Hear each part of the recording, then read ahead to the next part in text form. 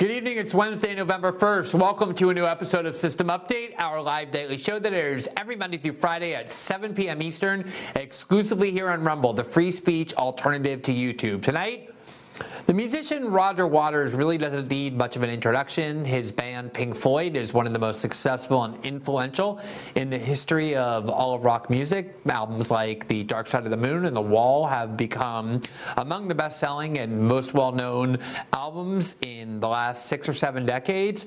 But Waters is often at least as well-known these days, if not more so, for the political stances he takes. He has certainly become an extremely controversial figure, especially over the last couple of years, as he has been an outspoken voice against the U.S. and NATO war in Ukraine and a constant critic of the Israeli occupation of the West Bank and the occupation of Gaza. He has become someone who has been widely vilified in Western media circles and in establishment institutions of media as being an extremist, as being an anti-Semite. Essentially, every term that could be cast at him, including pro-Russian and pro-Kremlin, have been applied to him as a means to discredit him. He is currently here in Brazil, in Rio de Janeiro, where he is performing as part of his global tour. He started off in the Brazilian capital of Brasilia, and then he came to Rio de Janeiro today for a show on Saturday night, and we were able to sit down with him here in the studio for a fascinating and often contemplative and widespread discussion about many different issues, both political and personal.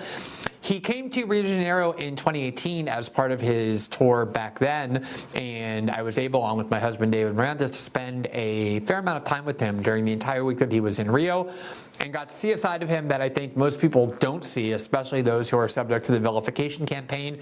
It really, I think, shed light for me on how to think about, understand, and process the views of Roger Waters, and I wanted to sit down with him so that those of you who watch the show could hear the same sort of perspective, the same kind of reasoning and where his views are coming from that I heard. We spend some amount of time talking about things that you would expect us to talk about, like the Israeli war in Gaza and the role of the U.S. and the West in supporting it, the ongoing war in Ukraine, a little bit about the war in Syria, but a lot of it too was about his musical career, the reason why he has decided to enter these very choppy and controversial political waters. What is it about him that compelled him to do so, even though it has resulted in a lot of difficulties for him and career loss, including the loss of a contract with his music company, criminal investigations in Germany that tried to claim that his performance of The Wall, which was always a satire of tyrannical despots, was somehow a glorification of Nazism, only for that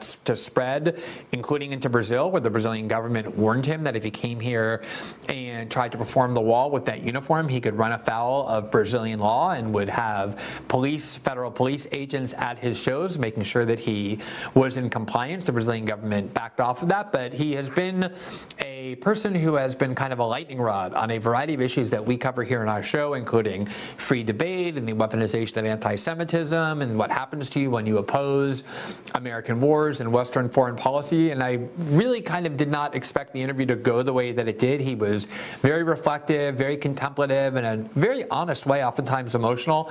And it was an interview that I really enjoyed conducting. I really enjoyed listening to it, and I think you'll really enjoy the interview as well. We're excited to show you my discussion in Rio de Janeiro with Roger Waters.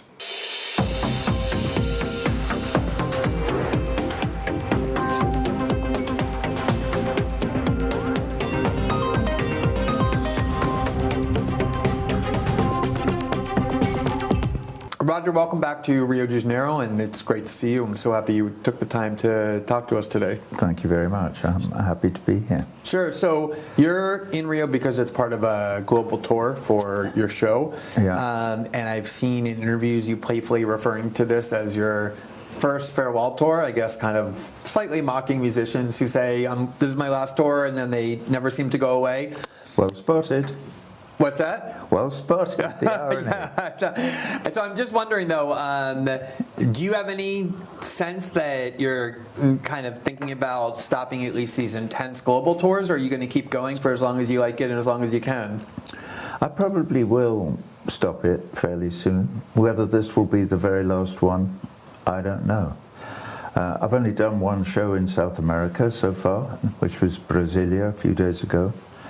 And it does take more energy to play to 40,000 people or 60,000 people than it does in a like 15 or 16,000 seat arena. It unquestionably. But I try to stay fit, touch wood. I'm reasonably fit. Only had COVID once in Europe during that. We did 43 dates, I think, of 40 in Europe. So, who knows?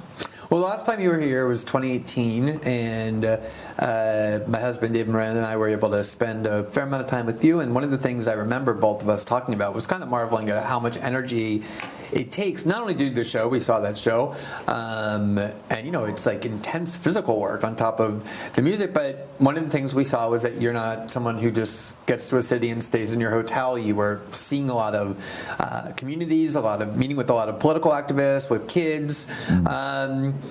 So you're, at least from what I could tell, you're somebody who comes to a place and gets to learn it. What have, as much as you can, what are your impressions of Brazil as a country, Rio de Janeiro as a city?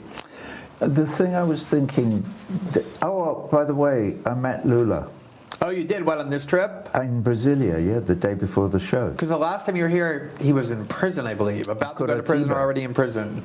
I tried to go and see him in prison, and they wouldn't let me, obviously. Right, They were very keen on the idea of locking me up in Curitiba. Yes, they were. Because I think it was the day before the presidential election, and they said, if you say anything political after 10 o'clock, you're going to prison. So we broke. That was on before this trip, or before the last one. That was 2018. Right. Yeah, and so I was a bit sneaky. I went, all right, at 9:55, wherever we are in the show, you stop the tape, we stop, and I'm gonna do a political bit, and we're gonna do it for 4.5 minutes, and then we're gonna start. I remember that you did that exact thing in Rio, like really observing the 10 o'clock cut off while mocking it at the same time. How was the meeting with the Lula? Fabulous, you know. We got on like a house on fire, as you would sort of expect. We're roughly the same age, and we have fairly similar politics. And I did follow the whole thing, you know, with the previous election here, where that Bolsonaro won, and so I followed the weird political polarization in this country, where they're so close. Well, the election that Lula won in 22, I suppose. 2022, yeah, it was like just barely by not even 2 points. Yeah, like 1% or something. Right. And that's very interesting to me, because this is almost could be a global phenomenon, and you know, and it's what you get when people are in desperate straits. I think is you get polarization because everybody is so uncomfortable. And don't get me started on, you know, neoliberal, Milton Friedman, Chicago boys, capitalism. Yeah, that's one of the things Bolsonaro brought in, is this kind of hardcore austerity. I mean, I've definitely been a critic of Lula's domestic politics, like a lot of people have, but on the foreign stage, I think he's one of the most important voices, because he's steadfastly independent of the United States. He insists on this kind of neutral peacemaking role, both in Ukraine and now in this new war. But let me ask you, one of the things I saw a video of your show in Brasilia, the first one you did, and at the beginning, you addressed the people that you describe as those who say, "Oh, I love Pink Floyd's music so much, but I can't stand Rogers' politics." Yeah. And the message you had for them was basically, "Oh, go fuck off to the bar." And when I heard that, I thought, "Oh, that's basically just being very defiant and sticking your middle finger up at those people." But then I also know that you have this new song, "The Bar," that is about dialogue and trying to foster free debate and the like. So what is that message that you intended to convey with that? Well, if you actually listen, because it's a recording of me speaking to the announcement, it's the same recording that when we're on the road here. It's quite clear from the tone of my voice that it's a joke. Yep. I'm not actually telling people to go and sit in a bar if they don't agree with my politics. And obviously audiences all over North America and all over Europe, they get it completely, and they all roar either with laughter or with appreciation or with something. So I have succeeded in that. It is a good piece of theatre to do that. I'm sad to say that we have it translated in Portuguese and Spanish, and I don't know why both languages here in Brazil, and then they haven't translated "fuck off." Exactly. It's just said like It kind of says remove retire. yourself. Yeah, retire or remove yourself. I noticed that as well. Yeah, well, I only just noticed it and said, "What the fuck's that?" I don't. Retire cannot be "fuck off." Because it's not how you express yourself. It's very British, like, oh, kindly retire to the bar, which is most definitely not how you were, But how the you bar, speak. the song, Yeah. that will be the title of my next album. I'm already thinking and talking to Gus Seifert, who we've just walked together on a new version of Dark Side of the Moon that I made as a sort of homage to the 50-year-old version of it. And it's out now and it's doing very well, I'm happy to say. People get it, which I wasn't sure. What is it that you want them to get from that song? From the new record of Dark Side of the Moon. No, from the bar. I'm sorry. Oh, the bar. Yeah, we're going on to the bar. Well, the bar is a song that I wrote during COVID, and I'm spending a lot of time sitting at home at the piano and kind of mucking around, and also feeling mildly depressed about what's going on in the world, and feeling the pain everywhere and responding to it. And I started to write about what it's like to meet people who you don't know, as well as meeting your friends. So the idea is, if you go to the bar, the pub in England, it would be, obviously, you go to the pub, and you meet your friends, and you can have a drink and chat, but you also meet strangers often, because people feel that they can join in with the conversation that's going on.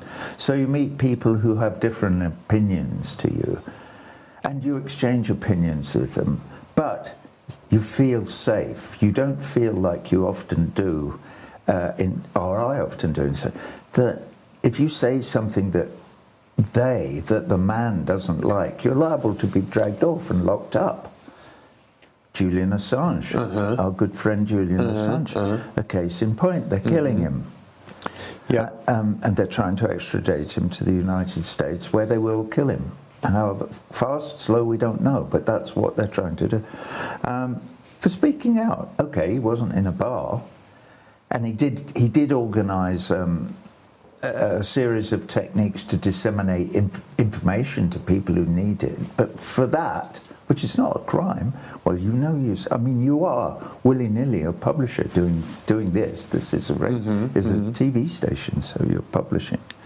And for publishing the truth about things to be a crime for which you can be dragged off across the ocean and locked up forever, and because they disapprove of your opinion or your desire to share information with the general public, that's a big thing. Well, let me just interject there and ask you, though, because there was a report this week that came out in Globo that David and I were the target of illegal spying by the Brazilian sort of CIA or FBI, the intelligence agency of being, during the Bolsonaro years. For 3 years. They were reading our emails and telephone calls. And one of the things I said when I was responding to the story on this show was I talked about how, on some level, when you're attacked and the target of reprisals by power centers, on some level, even though it's not easy and can cause a lot of stress in your life, it's a tribute to the fact that you're being effective. And whenever that has happened in my career, when they've tried to prosecute me or do anything like that, I've taken it on like that. I certainly think that's true of Julian. The reason he's in prison is because he's the most important journalist of our generation. And I'm wondering, as somebody who has been targeted with all sorts of character smears and attacks that I think have escalated in the last couple of years, the last 18 months, and I want to ask you about that and why. But I'm wondering, are you able to, even through the difficulty of that, maintain that understanding that it's in part because you have expressed views that are threatening to people in power? Absolutely. What you're talking about with me is the accusations of anti-Semitism. Yes. It's because they have no answer to the argument. You cannot defend the state of Israel in the genocide that's going on today and tomorrow and the day after in Gaza, unless somehow you and I and all those good people who I met this morning in Rio who care about human rights intervene in some way to create enough of a noise, a loud enough choir for them to go, hang on a minute, let's just, maybe this isn't the best thing for me, which is, because that's where politicians live. They live in a world where, how much good is this going to do me, in my view? That's only my view. So, so you are right. It is to some extent, and it shows that you at least have a platform and that people listen to it, and that it is one that they do not want people to hear. And my platform is tiny. It's Paris 1948, Universal Declaration of Human Rights. So that, because I made a little video thing on the 11th of this month. I was so devastated after the 7th and then 8th and then 9th and then the bombardments in Greece and Gaza and says, so how do you respond to that? I actually made a little video, and it's had a few million views now, so quite a lot of people have seen it. And basically I'm sitting there like that and I'm going, this is very simple.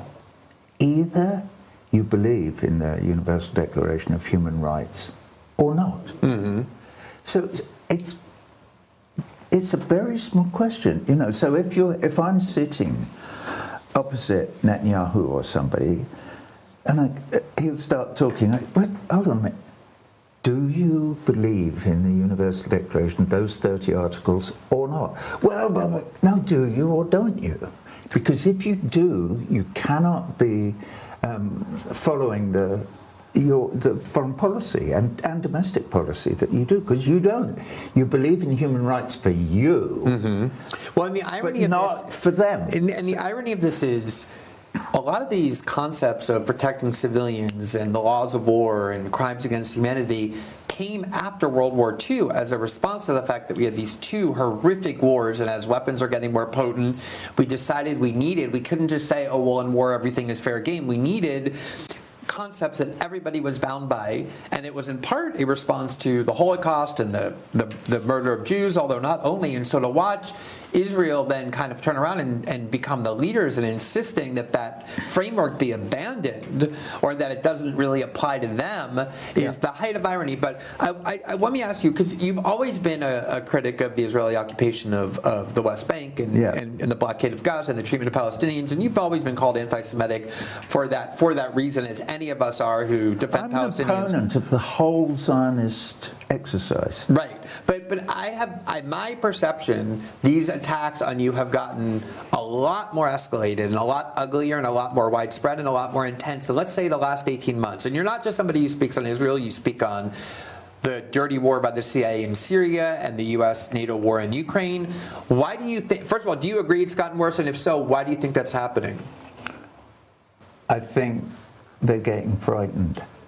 I think critics of that whole area of international politics get scared of people telling the truth. And I try to be as careful as I can to read as much, make sure I'm educated on whatever it is that I happen to be talking about.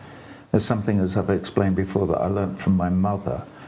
One specific incident was, I'm 13 years old and I'm trying to figure something out. And my mother looks at me and she thinks, that boy's trying to figure something out. So she says, come here, you know. And she said, what are you? And I said, oh, it's just something. She said, you're going to come across lots of difficult, knotty problems during your life, Roger.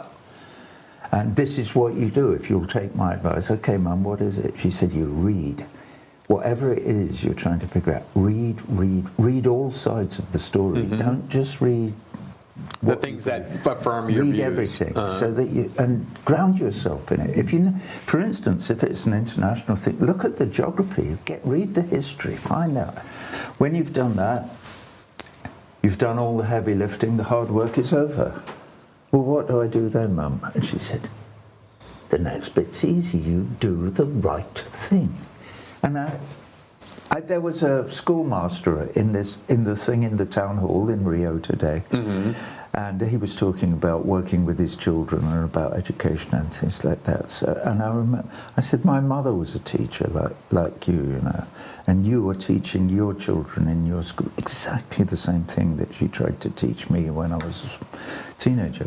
Anyway, I'm digressing a bit. But what I wanted to ask you is, when I speak to, say, younger people who are entering journalism or finding a public platform for the first time, and they ask me for advice, I always try and tell them, look, when you get attacked in these ways that are ugly and unjust and unfair, do your best not to take them personally, because it's just how the game is played. The reason that's happening is because you're saying things that they find threatening and they don't want to engage with the argument. As you said, they want to destroy your reputation. Right. But as somebody who has been called anti-Semitic thousands of times in the last two and a half weeks or so by condemning Israel's aggression in Gaza, I know that's easier said than done. So I'm wondering, are there times, even when you have the confidence from having done all this reading and you have the confidence that what you're doing is right, when these attacks and these accusations bother you?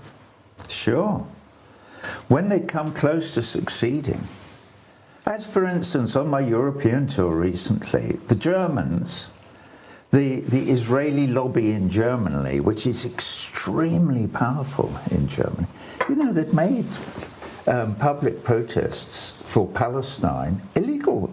It's illegal in Germany now. And in France, just all pro-Palestinian protests banned. Yeah, it's all illegal. So they're very hot on it. And they tried to cancel my tour in Germany. What? Cancel him? What? What are you talking about? And on the grounds that two grounds. One, that I'm a raging anti-Semite, and two, that I glorify the Third Reich. What? On what do you base that? On his works of all. So you see, he has dressed in a leather coat. And I go, well, hold on a minute, it's satire, this is theatre. Which everyone has known, everyone knows The Wall, everyone knows that character that you've been doing for years, and suddenly they decided to pretend you were paying tribute to dictators and Hitler. I've been doing it for 40 years, you morons. What are you talking about? And I had to go to court to get them off my back, because in the Festhalle in Frankfurt, the local council had cancelled my show, and I said, you can't do that. And luckily I went to court and I won the case, and we did do the show. But on the back of those attacks, the ADL, which is an American organisation, the Anti-Defamation League, that's been there for, I'm happy to say I've survived a number of presidents or directors of that. I had lots of to and fro with Abe Foxman when he was still working. Jonathan Greenblatt, the new bloke, I hardly know, or whatever. What did Jonathan Greenblatt, the new bloke, I'm making a new record of Dark Side of the Moon Redux, it's called, and I've done a deal with BMG, which is Bertelsmann's music group, and they're going to release it. Because Sony, my record label, didn't want to release it because it would be seen to be in competition with what Pink Floyd are doing for the 50th album. I don't care. Right. BMG are a good record. Greenblatt got about 10 different organisations, like, I've forgotten what they're called, the one in Canada. It doesn't matter. From all over, Stand With Us and Creative Something for Peace, and all of those. They're all Israeli lobby Hasbara organisations. They wrote a joint letter to Bertelsmann's, the parent company of BMG, and said, you cannot work with this man, he's an anti-Semite. And if you do, we're going to remind the public that you collaborated with the Nazis in World War II. That threat, they threatened them with that. No, it's such a potent threat. Sorry to finish. No, go, please. Bertelsmann's, did they say, fuck you, Jonathan Greenblatt, we're a proper company, and this is a great artist, and we have his publishing, and we supported him, and he's a wonderful, makes great records. And no, they didn't. They went, okay, and they fired me. Boom. Well, when that happens, and they're sniffing round the door, in Parliament, no less, in England, some awful MP stood up in Parliament and suggested that my shows in the O2 in London and in Manchester should be cancelled, just because of this. So, yeah, it's weird. So that was to answer your question. Yeah, it is uncomfortable at those points, particularly having a recording contract removed from under your nose, because the ADL, they're a protection racket. the ADL is a protection racket. No, they openly say if we accuse you of anti-Semitism and you pay us $500,000, as they did with that NBA star Kyrie Irving, who recommended a book, and then they said, oh, there's a way out of it. Just pay us $500,000 and we'll withdraw these. Which is pitiful, obviously. Yeah, I mean, it's so blatant and out in the open, and they're exploiting what, obviously are these very strong and valid residual feelings about the Holocaust to essentially go around bullying this way by just threatening to destroy people's reputations unless you pay them. And that is classic extortion. There is, I don't know if you saw, I think we chatted about it briefly, but all that made its way to Brazil, because here in Brazil there are a lot of debates about the extent to which free speech should be permitted, whether things that are called hate speech or disinformation ought to be criminalized and barred, and there's a kind of pro-censorship movement, I think, in Brazil that is similar to Western Europe, but in some way even worse. And when that was happening, the justice minister here in Brazil, Flávio Dino, said, we think that if Roger Waters wants to come here and wear that uniform, that he may very well end up being arrested. And what happened was the Brazilian left, who are supporters of yours, and obviously the base of Lula's government, went ballistic and said, it was the first time I heard them with the backlash against censorship, and only then did they rescind it. Did he say, like, obviously we're going to consider the context of what the message is. Have you had any kind of messaging or communication from the Brazilian government about the possibility that you're being watched? I think they said they're going to put federal agents at your show. Ho, ho. I did notice that story as it came up. And I confess that I was somewhat disgruntled. I thought, well, hold on a minute.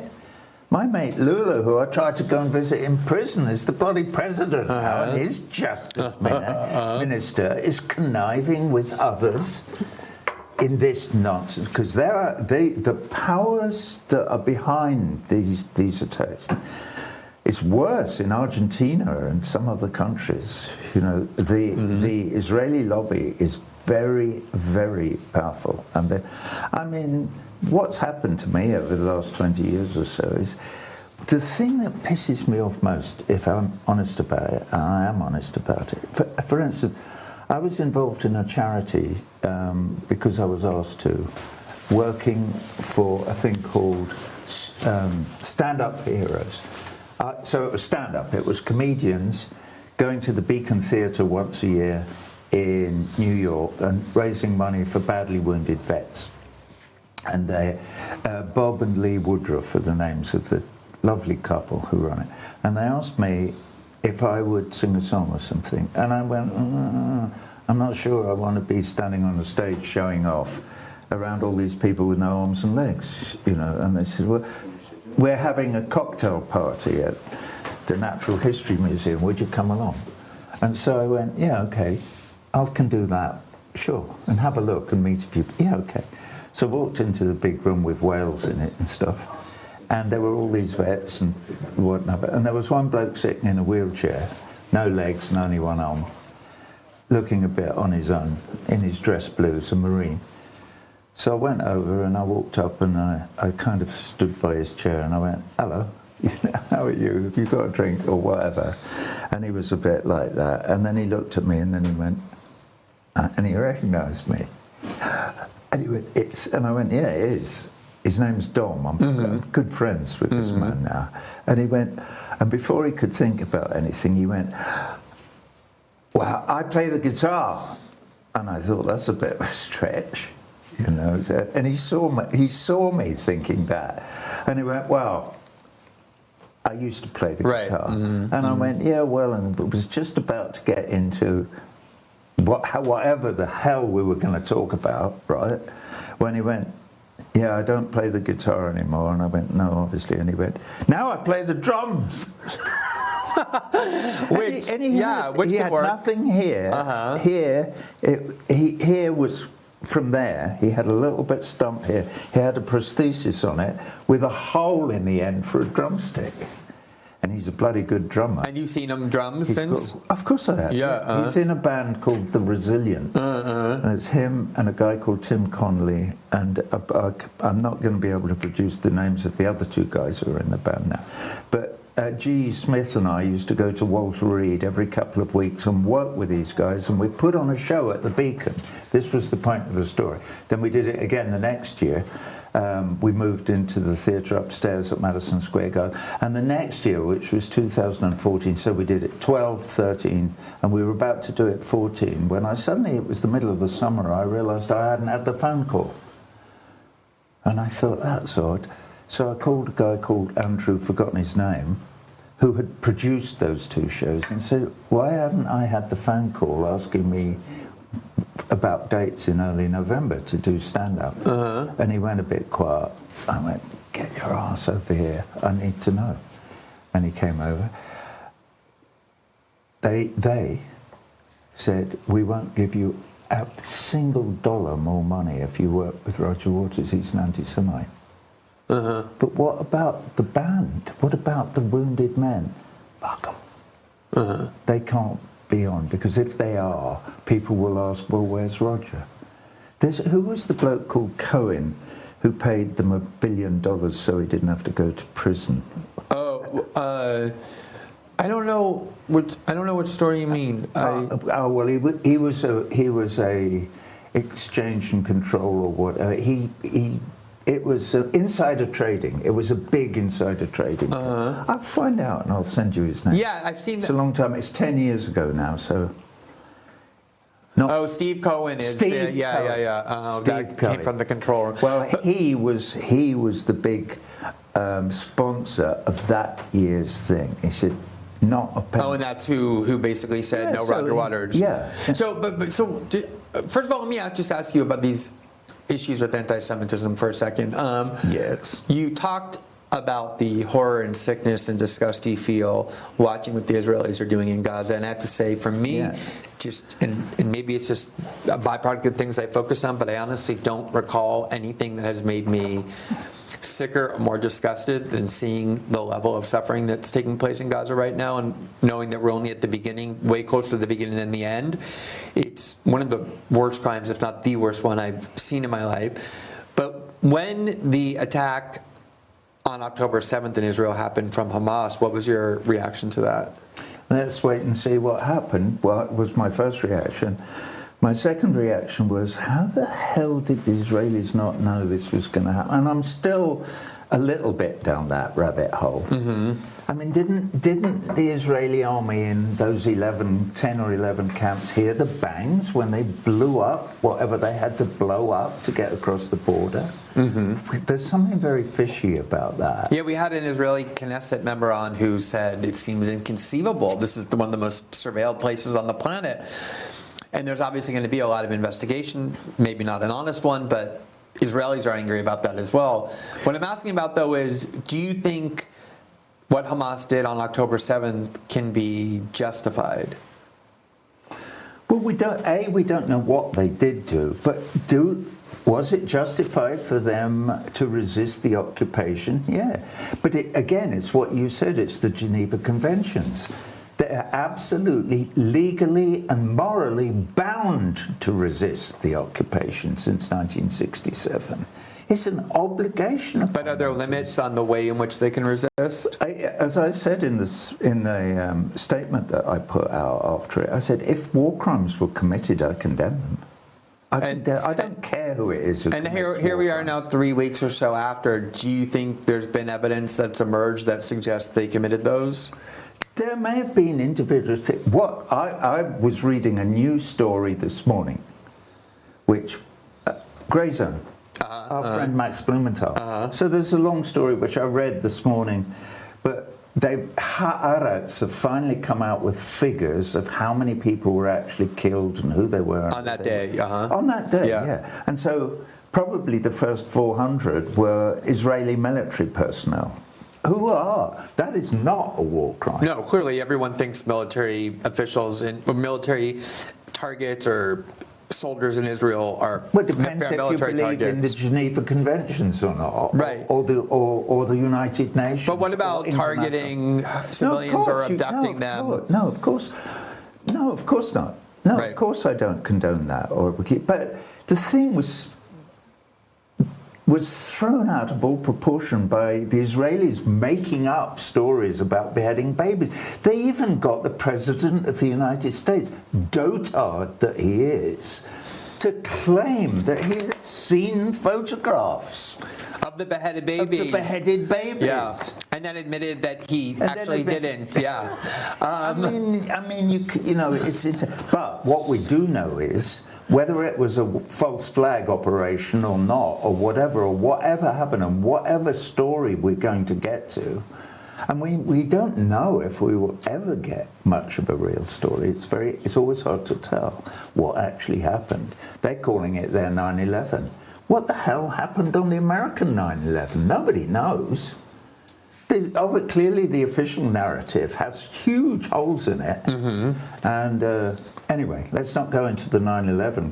But I guess when people, there are two kinds of people, I think, who raise this anti-Semitism accusation against not only you but people like you. But let's say in your case, one is because you criticize the Israeli government. The other is the claim that you seem to value Palestinian lives more than Israeli lives. That's absolute patent nonsense. That's what I was going to say. What is your? Complete how do you say? Rubbish. No, I don't. This is the whole point of the difference between my platform and the Israeli government. I believe in equal human rights for all our brothers and sisters all over the world, irrespective of their ethnicity, religion, or nationality. All of them. The Israeli government doesn't. For instance, just in that locale there, what we could call the Holy Land, if we wanted to, they consider that people who of the Jewish religion have completely different set of rights to everybody else. This is fundamentally important. That's why in my message I go, do you subscribe to the idea of equal human rights or not? Because as soon as you don't, you are a Nazi. And I know people, you can't say Nazi. No, but the Nazi ideology is not unique to Germans. It can be anybody who adopts that view that some human life is more valuable than others. Anybody who's supremacist is whatever you want to call it. A fascist, or you just say, oh, they are those people who consider themselves superior to us. That's why they call them animals. That's why they dehumanize them. That's why they are committing genocide on them today. I'm sorry to grit my teeth, but I weep at. No, it's horrific. You were saying this is the most horrific thing in your life. It is in my lifetime. I'm 80 years old. Mm-hmm. This is the most horrific thing to happen in front of my eyes. And yet, the government of the United States of America, where I live, of the UK. Yeah, the UK, I don't live there anymore, okay? Right. And all the vassal states in the European community are all just giving the Israelis carte blanche to murder 2 million. Why are they doing that? Well, you tell me, Glenn. I don't get it. It has something to do with some kind of political expediency that I don't understand. Well, just about 2 weeks ago, we interviewed Professor Stephen Walt, and then yesterday we interviewed Professor John Mearsheimer, both of whom co-wrote the book, The Israel Lobby in 2006. Well. Yeah, I'm sure you do, which purported to explain where this kind of influence comes from, and they were very clear that it's not just the standard obvious response of, well, there's a lot of American Jews and Western Jews who exercise a lot of political influence.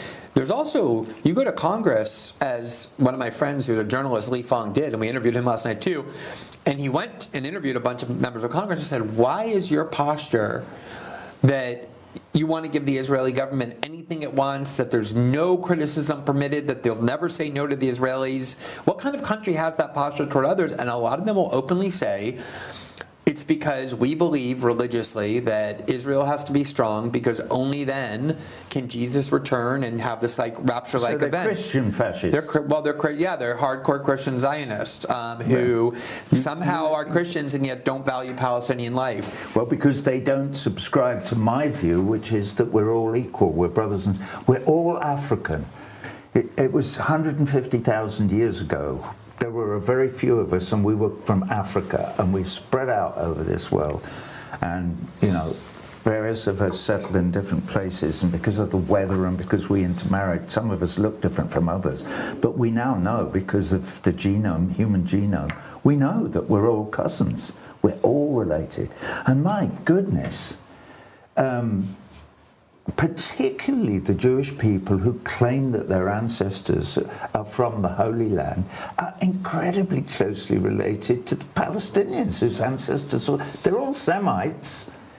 If they were have geographical associations with Israel and or Palestine, they are all cousins. They're close cousins. So this is bizarre. And do you know what I think? It simply has to do with wealth and power.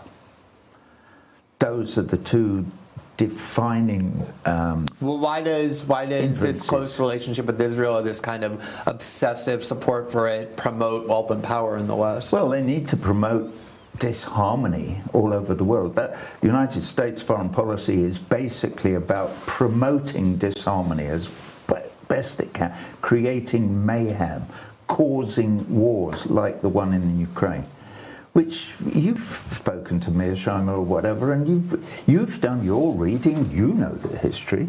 You know the history of Ukraine. You know that Khrushchev did all that when the USSR was going for in 1955 or 6 or whenever it was that Ukraine was.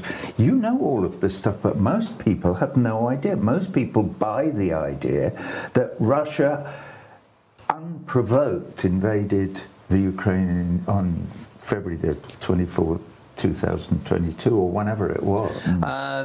I saw an interview with George Lucas, the producer and director of Star Wars, among other things, and he was being interviewed by James Cameron. It was probably about 10 years ago. I don't know if you've ever seen this.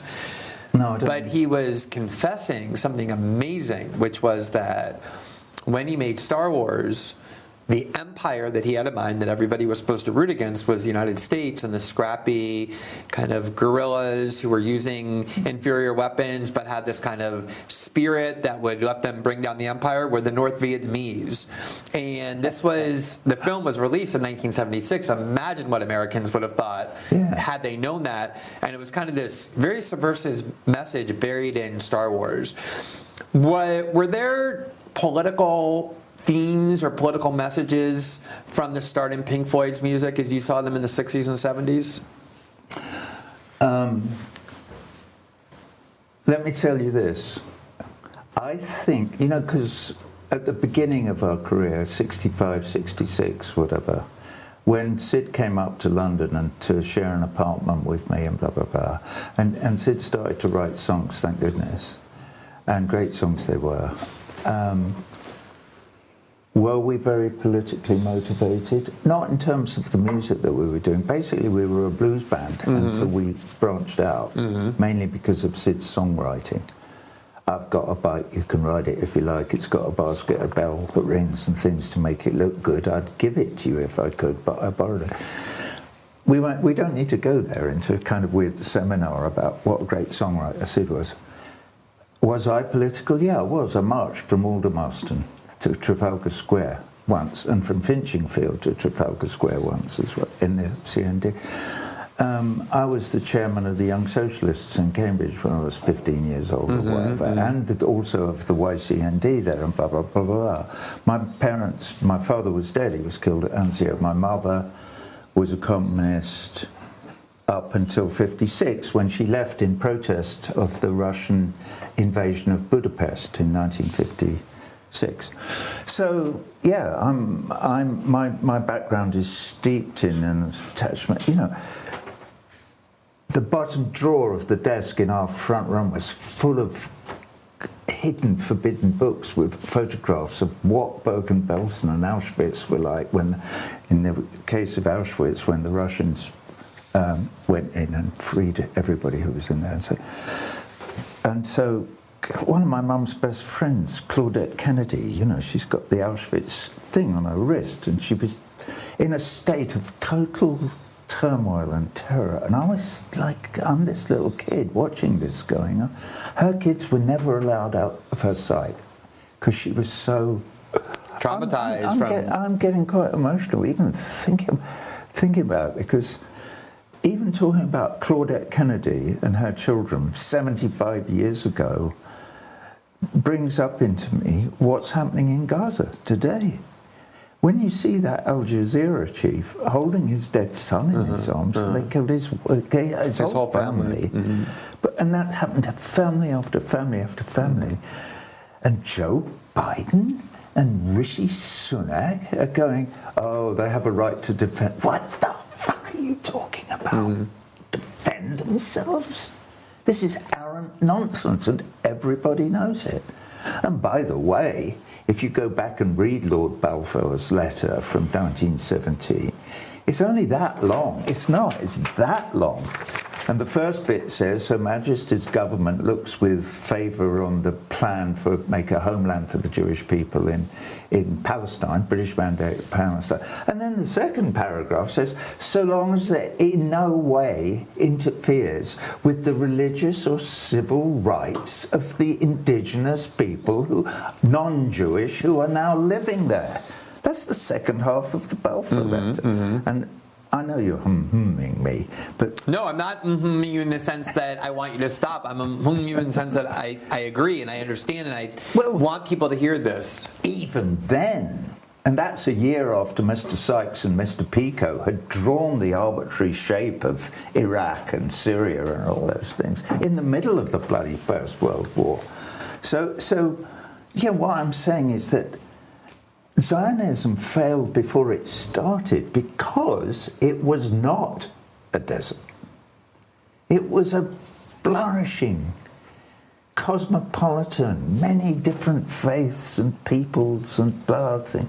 And it had exchanged hands umpteen times, and the Ottomans and the Crusaders and maybe King David at some point, who knows?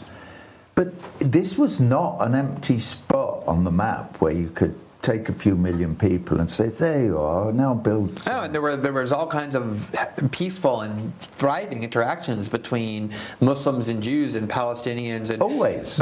But so obviously there's a group of people who think that simply to be opposed to Zionism, a brand new ideology that didn't even exist until the beginning of the 20th century, is to be anti-Semitic. And part of me even hates kind of asking you about this accusation because I feel like I'm dignifying it when I do, but the other side makes me feel like, look, people have heard this about you, and so I think it's important to always give you the opportunity to defend yourself, even though I wish that wasn't necessary, but it is. So do you know how many people there are in the world who know whether I'm an anti-Semite or not? A small portion. One. Do you know who that is? You. Exactly. I live in this body. This is my heart. You think I wouldn't know if I was an anti-Semite?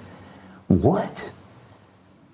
We know what our feelings are. But I want to ask you about that because this moment that you just had a few minutes ago where you got emotional thinking about a Holocaust survivor, these books that you said you read and were obviously moved by about the horrors of Auschwitz and the like. Yeah.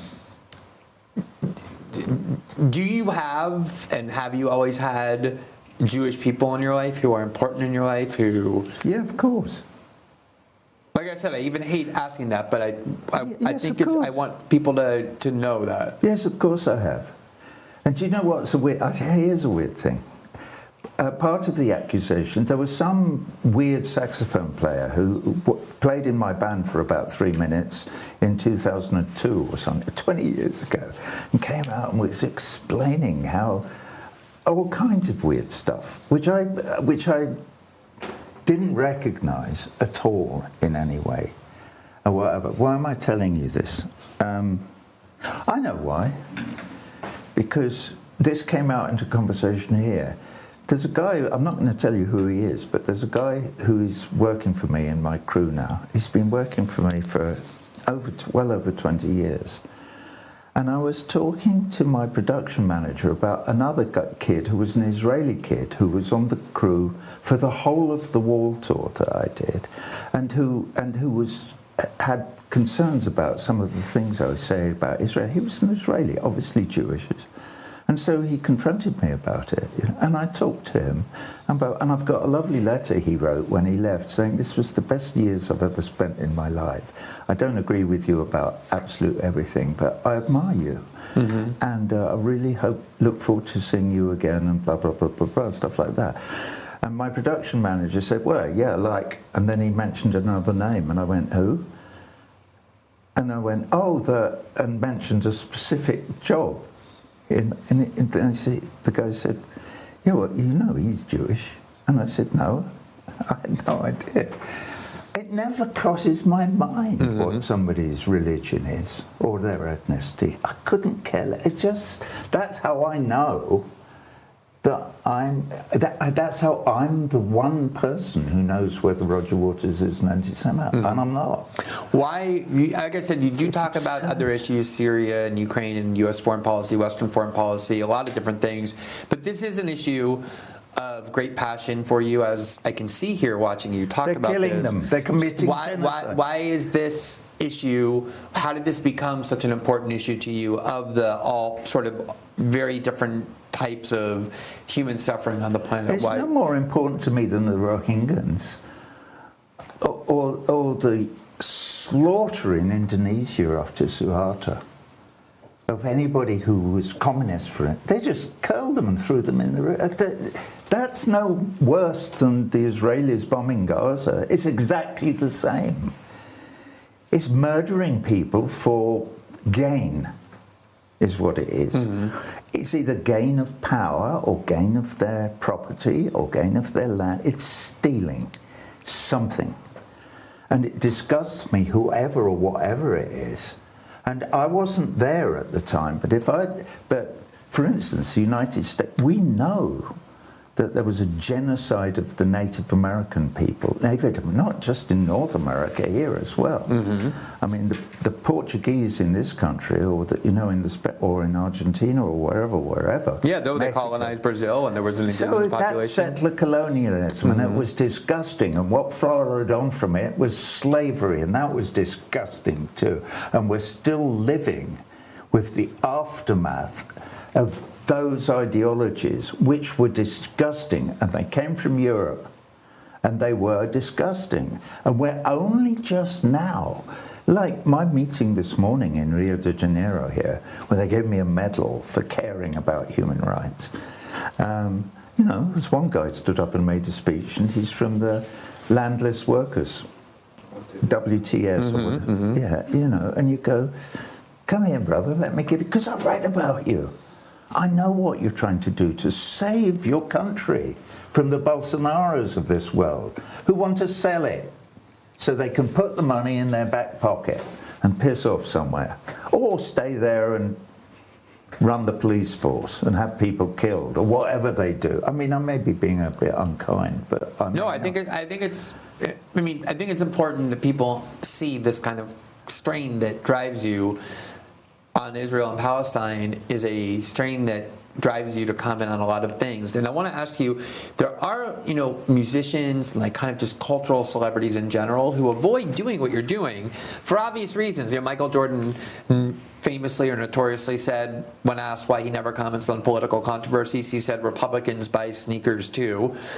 And I want to know, was there a point when you had to debate, am I going to alienate people with political views who might otherwise like my music? Or was it just this instinct in you, given by your mother or maybe other influence, to say, no, I'm always going to kind of do what I feel right, regardless of the consequences or the harm it might have for my career? No, they almost got to me recently this year, when I was 79 years old, thinking about, oh my God, can I wear the leather coat or not? Or will they cut my balls off and feed them to the wolves? And I'll be a homeless old man shivering in a fucking blanket, by the road. They're scary because they're so vicious. And they will stop at absolutely nothing. So do you regret sometimes wading into these debates, given all that? No, because I actually said this to the people there this morning in the meeting, and I don't know if they got it or not, but every year I make the same New Year's resolution, and I have done for maybe 10 years or so, And because I finally figured out what it is. And it is this. I resolve for the forthcoming year, I'm going to carry on doing the best I can. So there's no, do I mean that? Or trying to do the best I can. It's not the best I can because I always think it's a terrible burden to put on yourself or anywhere else. You have to do your best. No, you don't. You have to do the best you can, you know, so... I don't know why that's relevant, but it's relevant to me. No, just what I was asking was, I mean, you know, I've noticed before when I take a certain view or when I devote my journalism to a certain topic, you can see the material harm. You can see people who write to you and say, oh, I'm so disappointed, I can't support your work anymore, I can't watch your show anymore, I'm so disappointed to learn you're this or you're that. And of course, there's a part of you that says, maybe I would have been better off just not doing that, not having to speak about that. And I guess maybe it's a personality trait, but for me, I just don't have the ability to refrain. I don't want to go home at night. You're somebody who has to do the right thing like me. I don't know where you got your instruction from. Mine came from my mother. But it's like you were talking about early days of Pink Floyd and politics. My story in Pink Floyd, and it's a big, big part of the Pink Floyd story, was when one day we were making, in 1970, we were making an album called Metal, and it had a long track on it called Echoes, and I started writing lyrics to it, and the beginning of it was a bit wishy-washy, and you know, overhead the albatross hangs motionless upon the air. It reminds me of the frigate birds outside the Fazana, which are beautiful, and I went anyway, and then I suddenly wrote this verse. Two strangers passing in the street, by chance two passing glances meet, and I am you, and what I see is me. And do I take you by the hand and help us understand? And something, the best we can, or whatever it is. And no one asks us to move on, and no one forces down our eyes, and no one, but no one speaks, and no one tries, and no one flies around the sun. Sort of teenage and slightly sixth formy as those lyrics are, it gives me a slight shiver because it was my heart, this non-anti-Semitic heart that beats in my chest, telling me that there's something magical about the fact that we're all related and that we're human beings and that we have a responsibility to love one another and to try and figure this whole unholy mess out so that we're not murdering the head of Al Jazeera's children in the middle of the fucking night, so he has to go down there in the morning. And you never, if that happens to you, that's the end of your life, in my view. That's, you're never going to get over. And it's like that. I watched again that Farah Nabulsi's little film. It's a 13-minute short, and it's just called Gaza Nightmare. And she made it after the 2014, what was that?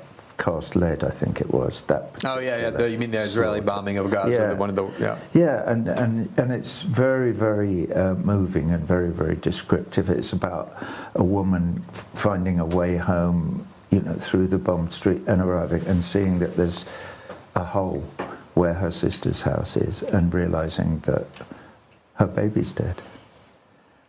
You know, and that's happening all over Gaza now. And why? Because the Zionists want to steal that bit. They want to steal everything. They want them gone. And they're quite, to give them their due, they make no bones about it. There is a resistance in Israel. For sure. A big resistance. But they don't get any grip on any seat of power. Gideon Levy sits there every day writing those incredibly moving columns about what they're doing, but they don't.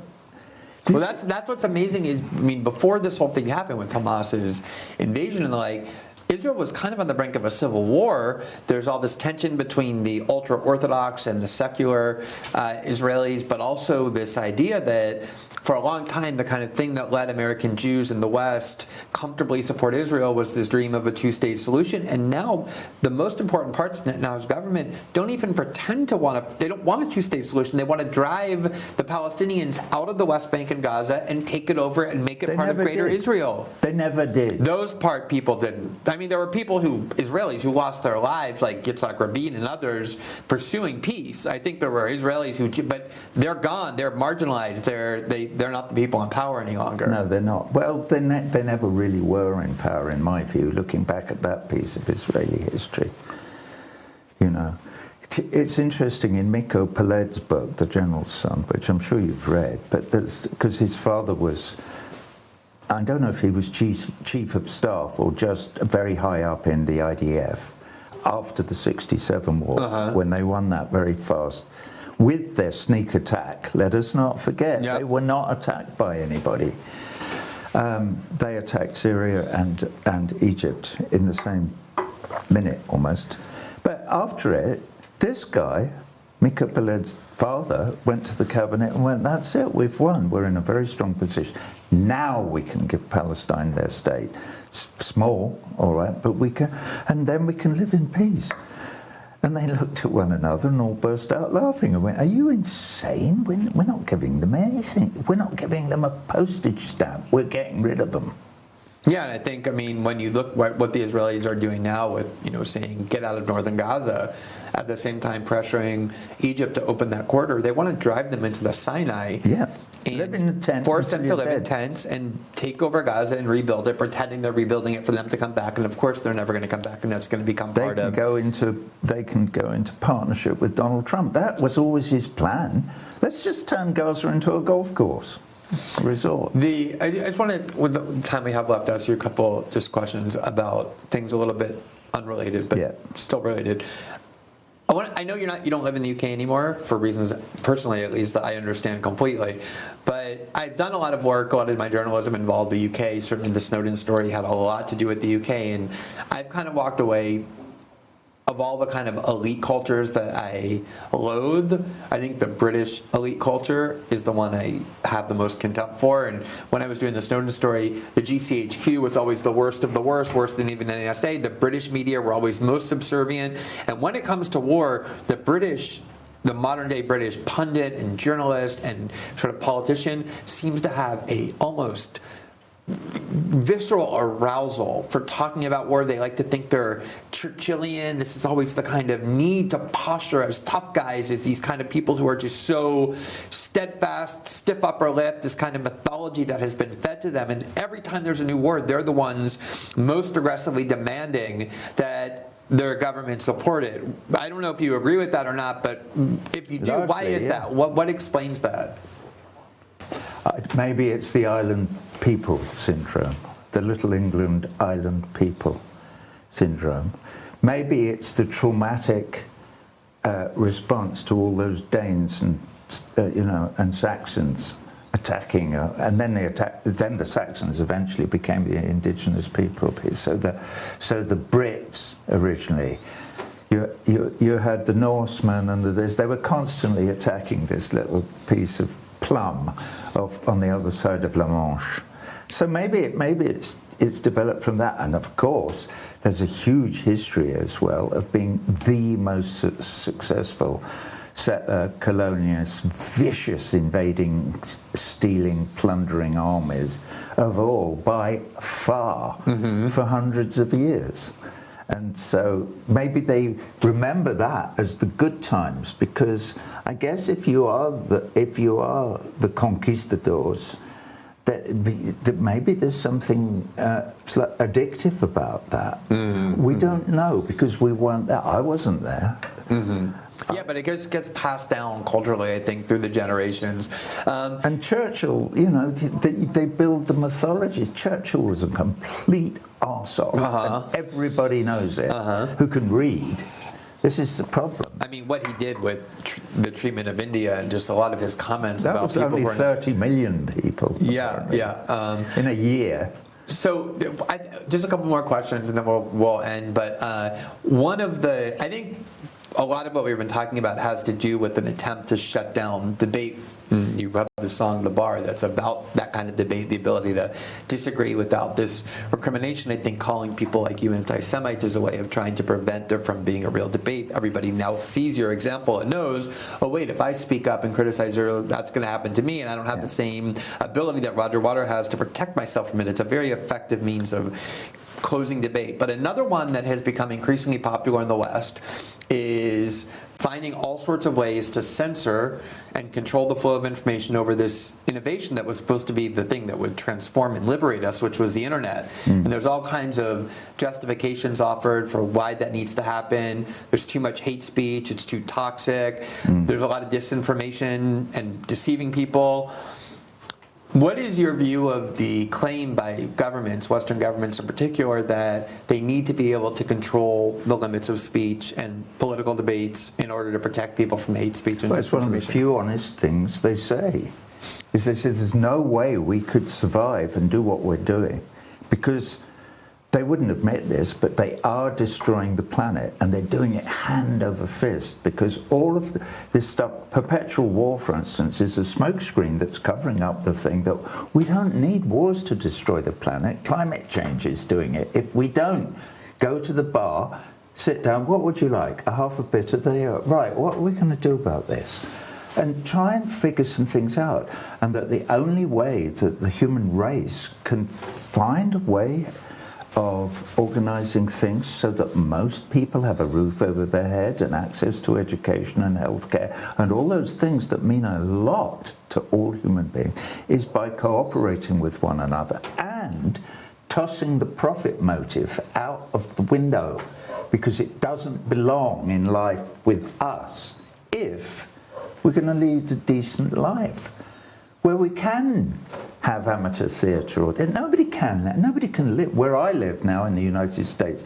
Nobody can get from paycheck to paycheck except Elon Musk and Jeff Bezos and about 4 other oligarchs. I mean, I know I'm exaggerating. No, but the inequality has exploded, and the wealth concentration, especially with COVID, got way worse than ever. But let me ask you, as the last question, because this is what I wanted to end with anyway, which was, we were talking about Israel and Gaza before, and this idea that the Israelis don't even really pretend any longer to believe in a two-state solution.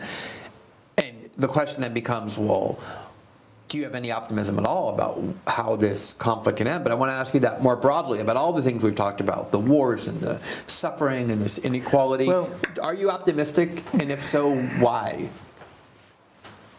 Am I optimistic? Not really. But the only way that we can change this is through people power. And all the people power. And we are a majority. There's a song in there's a verse in my song, The Bar, that says, "Come on in here, sister, and sit a spell. You are most welcome in the bar." That's us helping the old homeless lady.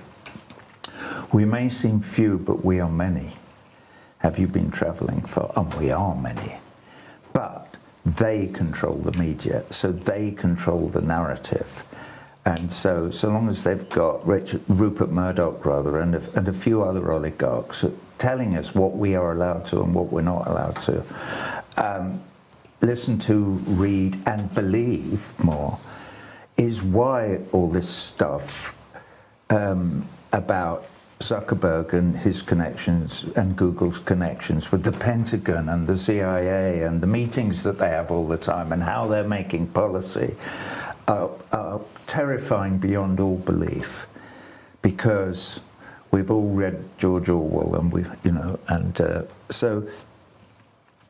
and Truth Speak and blah blah and all of that. So how do we put our shoulders to that wheel and get the wheel to move even enough that we haven't just completely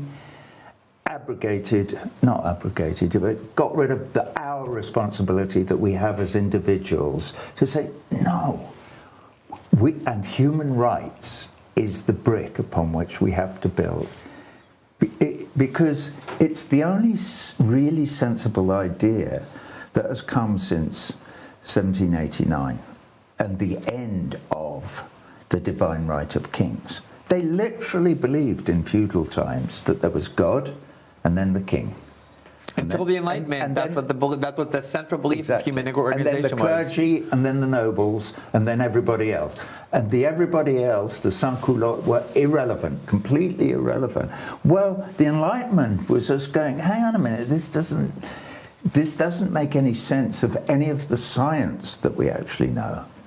And so how can we define that? Well, you do that by saying, no, this king is actually no more important than this serf in human terms.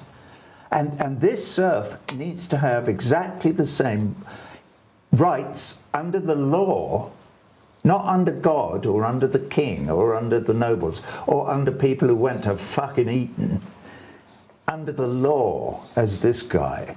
And we don't have that. And it's partly because the people who run the governments, particularly in the United States of America, refuse to subscribe to international law. They are not signatories to the Treaty of Rome. Or The Hague, or any of these things that they charge Putin with. They're not. They just don't accept the legitimacy that's applied to them. Exactly. And they pick and choose. They cherry pick all of this rights issue. So that is, if all of us went down the pub and went, right, papers, how many of you agree that you should have the same rights legally as everybody else in the world? That includes all the Chinese and the Russians, by the way. And do you think that we should all have the same rights under universal law? Yep. If we could get the world and look at it and give everybody a voting slip, I bet you there'd be more hands go up than stay down if you asked we the people that. So we the people have to be given our voice and acknowledge that, like in the United States where I live, the political system is completely corrupt and broken down, has nothing to do with the will of the people or democracy or anything else, and is clearly, at the moment, US foreign policy is run by a group of, well, there's a dotard at the top. Poor Joe, I mean, he can hardly... It's elder abuse, really. It's awful, yeah. Yeah. So, well, I'm happy my questions survived the relentless assault that you launched at them. And actually, what I'm really most glad about having to sit down and talk to you is that so often there's a caricature of people created, and it works because people who believe it don't really get to hear very much from or get to know the person who's being vilified and maligned. And so having gotten to know you some and then getting the chance to sit down in places like this and listen to you, I wanted other people to see what I've seen, and so I hope they will. And I'm so happy that we got to find some time to sit down and talk again. Well, me too. I'm just going to say this one thing. I wrote a radio play about 10 years ago, and it's about a small child in Northern Ireland, and his grandfather's babysitting.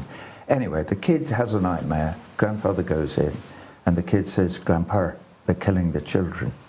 And the grandfather says, no, that was in the Troubles. That was years and years ago. He said, "No, Grandpa, I'm not talking about here.